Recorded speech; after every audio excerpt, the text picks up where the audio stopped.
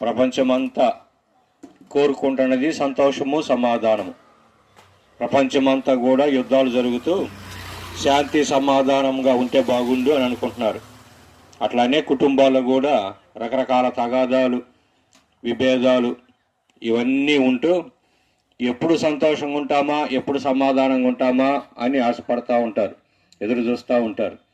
టోటల్గా మనుషులందరికీ అవసరమైనది ఏంటంటే సంపద కన్నా సంతోషము, ఆస్తుల కన్నా చక్కగా సమాధానం కలిగి ఉండటం.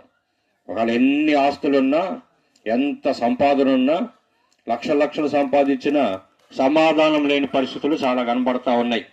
మరి కోటేశ్వరులు, మల్టీ మిలీనియర్స్, పెద్ద పెద్దోళ్ళు మన భారతదేశంలో చాలా మంది ఉన్నారు.